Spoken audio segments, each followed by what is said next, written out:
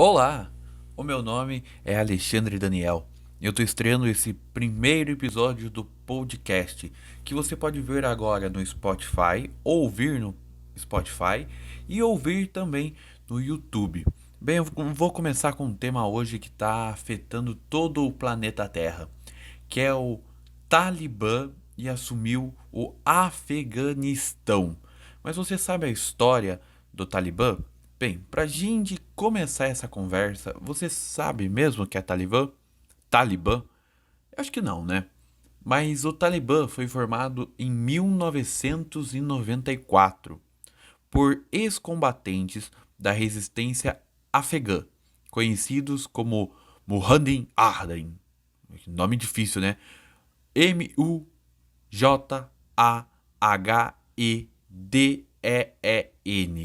Muhammadan. Sei lá como fala esse nome. Mas são militantes islâmicos sunitas que lutaram contra as forças invasoras soviéticas na década de 80.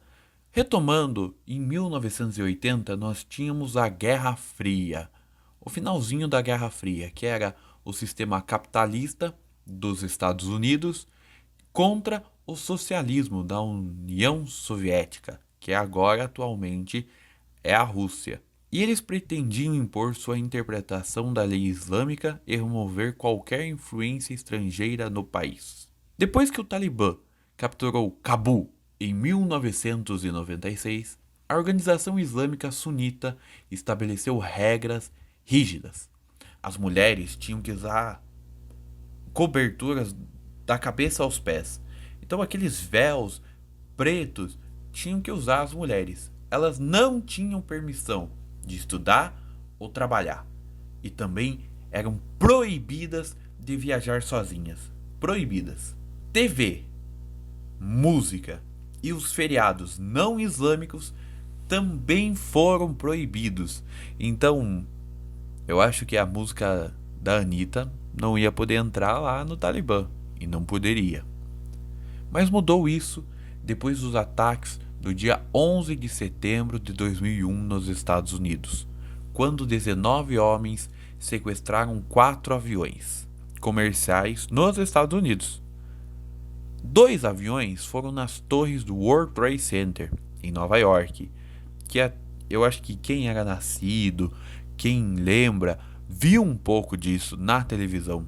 Para você ter uma ideia, eu lembro até hoje o aviãozinho, porque era da televisão, batendo na torre do World Trade Center. Foi uma coisa impactante na época. O outro avião foi para o Pentágono, em Washington, e o outro também a Washington, em um campo da Pensilvânia. Mais de 2.700 pessoas morreram nos ataques. O atentado foi orquestrado pelo líder da Al-Qaeda, Osama Bin Laden, que operava de dentro do Afeganistão controlado pelo Talibã. Menos de um mês após o ataque aos Estados Unidos, os Estados Unidos e as forças aliadas invadiram o Afeganistão, com o objetivo de impedir o Talibã de fornecer um porto seguro para a Al-Qaeda e também da Al-Qaeda de usar o Afeganistão como base de operações para as atividades terroristas. Nas 2 décadas, desde que foi destituído do poder, o Talibã tem travado uma insurreição contra as forças aliadas e o governo afegão apoiado pelos Estados Unidos. Para você ter uma ideia, que nesse domingo, dia 15, os militantes do Talibã retornaram à capital do Afeganistão quase 2 décadas de serem expulsos de Cabul pelas tropas norte-americanas. E a gente viu agora os Estados Unidos tirando os militares e até o presidente afegão fugiu do país, abandonando o palácio presidencial aos combatentes do Talibã. E a gente viu que as autoridades norte-americanas já admitiram que calcularam mal a velocidade do avanço dos militantes pelo país. E você vê agora que depois o Talibã assumiu o Afeganistão. O Talibã é liderado por um clero religioso sênior da geração fundadora do Talibã, Mahali Habukha Abuzanga. Esses nomes são muito difíceis, não são? Mas ele foi nomeado líder do Talibã em 2016, depois que o chefe anterior morreu em um ataque aéreo dos Estados Unidos no Paquistão. E você sabia que o Trump conversou com o Talibã? Em 2017, o Talibã emitiu uma carta aberta ao recém-eleito presidente Donald Trump, pedindo que ele retirasse as forças dos Estados Unidos. Após anos, o Talibã e o governo Trump assinaram um acordo de paz em 2020. Os Estados Unidos concordaram em retirar os militares e libertar cerca de 5.000 prisioneiros talibãs, mas o acordo não trouxe paz. A violência lá no Afeganistão atingiu seus níveis mais altos em 2 décadas. O Talibã aumentou seu controle de área mais amplo do país. Em junho desse ano, o grupo afirma que eles estão controlando cerca de 50 a 70% do território afegão. O que o Talibã quer? O Talibã tentou se apresentar como diferentes formas no passado. O grupo alegou estar comprometido com o processo de paz, com um governo inclusivo e manter alguns direitos para as mulheres. O porta-voz disse que as mulheres ainda teriam permissão para continuar sua educação do ensino fundamental ao superior, uma quebra das regras durante o governo anterior, de 96 a 2001. Disse também que os diplomatas, jornalistas e organizações sem fins lucrativos podem continuar operando no país.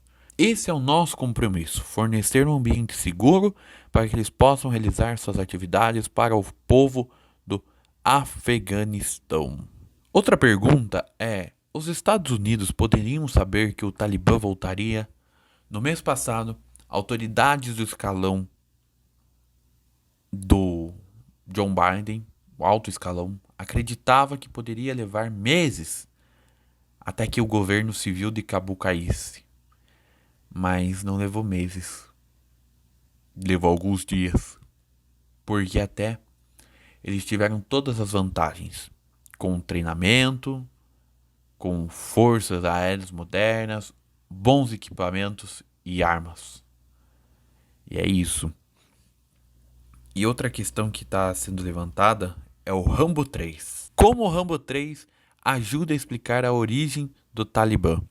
Uma das cenas mais lembradas do filme Rambo 3 de 88 mostra o Rambo removendo um projétil de seu abdômen com a própria mão e depois cauterizando a ferida com pólvora. Mas foi outro trecho bem mais discreto que ganhou uma inesperada relevância. O filme se trata em meia guerra, como já falei, dos grupos rebeldes contra a União Soviética, que tinha invadido o país. O Rambo, que foi interpretado pelo Sylvester Stallone, vai até lá para resgatar seu antigo mentor, o coronel Troutman, que havia sido capturado pelos soviéticos durante uma missão. Rambo está na fronteira com o Paquistão. Ao seu lado, o afegão que o ajuda a entrar no território afegão explica que muitos já haviam tentado conquistar o país e falhado, como Alexandre o Grande, o Xará, Gengis Khan e o Reino Unido. Agora os soviéticos queriam o Afeganistão. Ele comenta então que os afegães são um povo que luta bravamente e que muitos e nunca serão derrotados.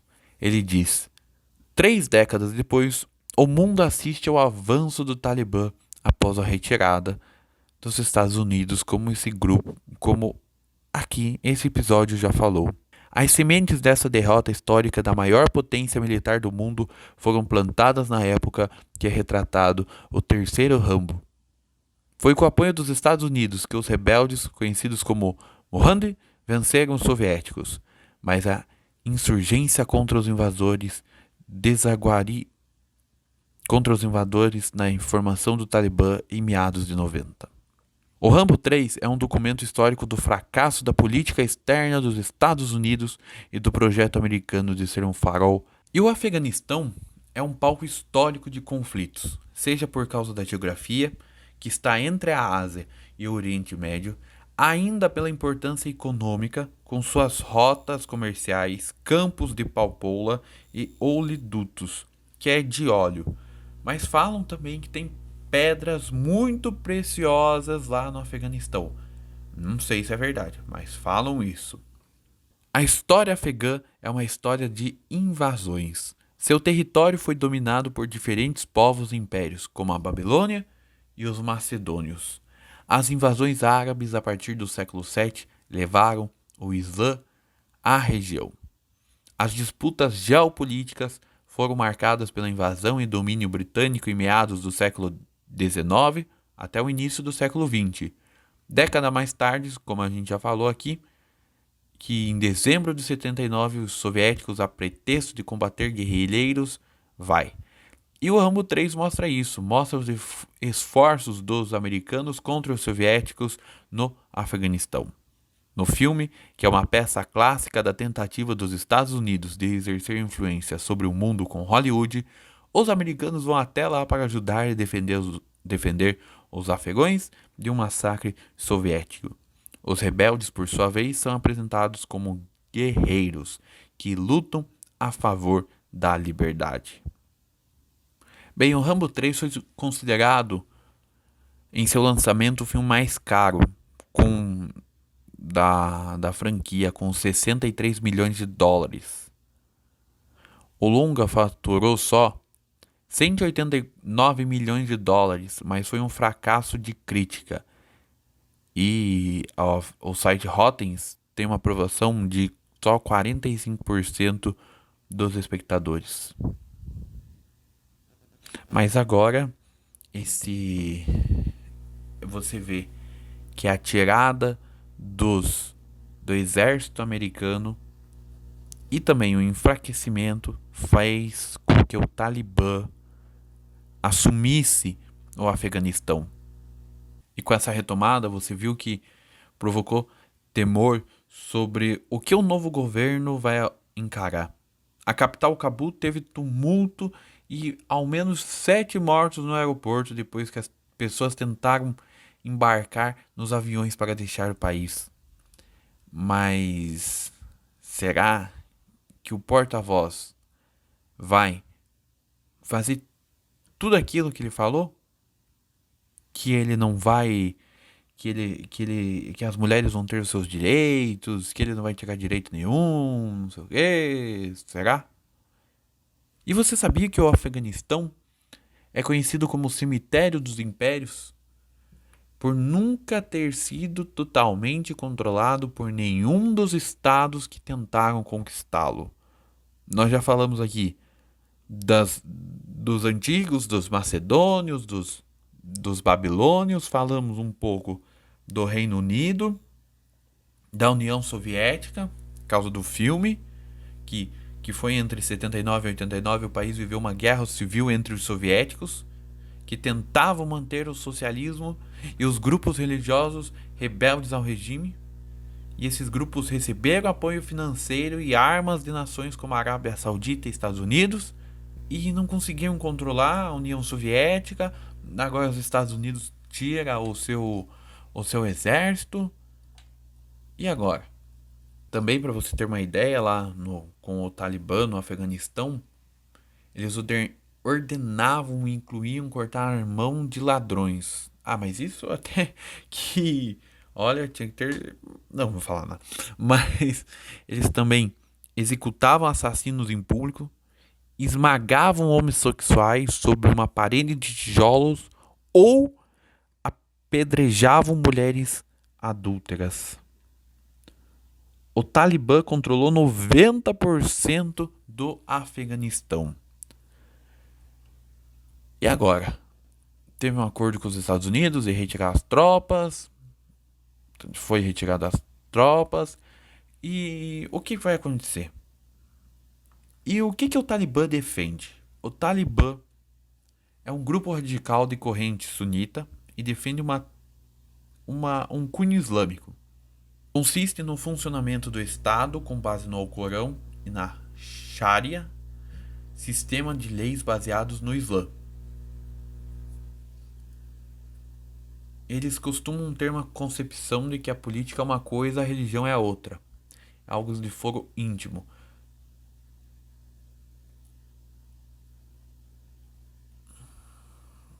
E qual que o futuro será? Bem, parece que o território afegão é alvo de interesses dos outros países, como Índia e China. Parece que a própria China até parece que já apoiou esse novo poderio lá no Afeganistão. E o Afeganistão ele tem muitos rotas comerciais, tem também, como a gente falou, muito o óleo e diz que tem pedras preciosas. Um bom filme sobre o Afeganistão é O Caçador de Pipas, que o livro que virou filme conta a história de Amir, um garoto rico de Cabul, no Afeganistão, que precisa lidar com a culpa de ter traído e criado um amigo. A história tem como plano de fundo fatos políticos de conflitos da história do país, como a queda da monarquia, o golpe comunista, a fuga de moradores após o início do regime talibã. E a gente vê que essa fuga aconteceu novamente, que as pessoas tentaram subir em aviões e tentando sair porque ninguém sabe como vai ser esse governo. Eles falam uma coisa, mas podem fazer outra. Bem, só resta nos esperar e ver o que a própria ONU vai falar, o que os outros países vão fazer, se alguém vai se intrometer, se alguém vai apoiar. Isso é só com o futuro. Muito obrigado por escutar e até uma próxima vez.